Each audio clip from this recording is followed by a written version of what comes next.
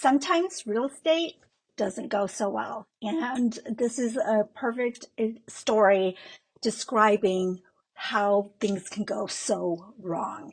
So I was entrusted to list and sell this property. I knew going in that the property had some quirks and it needed some repairs and definitely some home improvements had been neglected.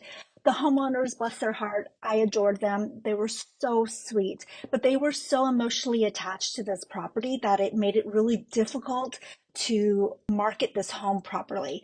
In situations like this, it's more than just about selling a house, it's about building trust. I had to navigate this very delicate balance to meet the homeowner's needs and potentially the buyer's expectations. We had the home on the market, and a lot of the feedback, which is also very important data for the seller, was pretty much the same. Most buyers felt like the home was not priced accurately and that it needed way too much work. After a while, we did get it under contract. We were so excited. The buyer was excited, but then unfortunately, there were some serious issues in their inspection that caused them to walk, and it's their prerogative. Now, we could try to negotiate on the price or repairs, but the buyer just didn't want to deal with that. They felt like it was just a little bit more too overwhelming for them. And I get that. It's not for everybody.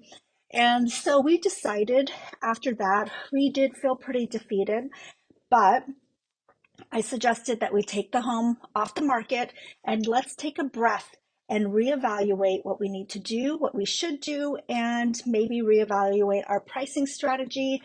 And we ended up doing just that. We took it off, took a little bit of a breather, and then we decided that we would do a couple of the repairs to help with the buyer feeling like that's one thing they could just take off the list of things to do.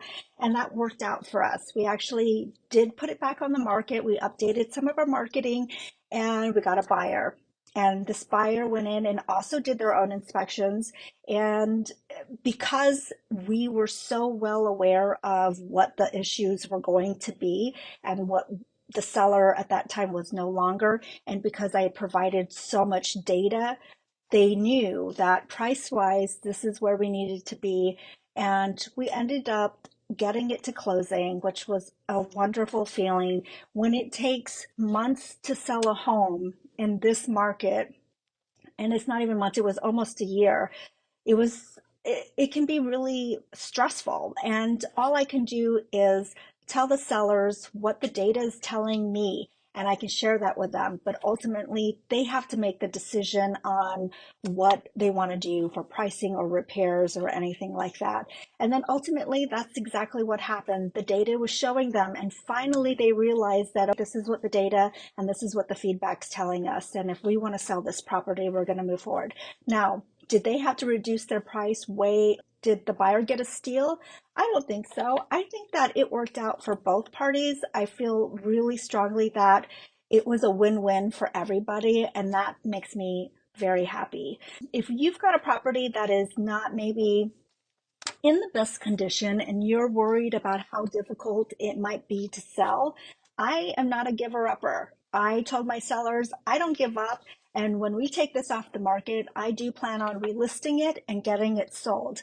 And I hope you do too. And thankfully, they felt exactly the same way and we got it sold.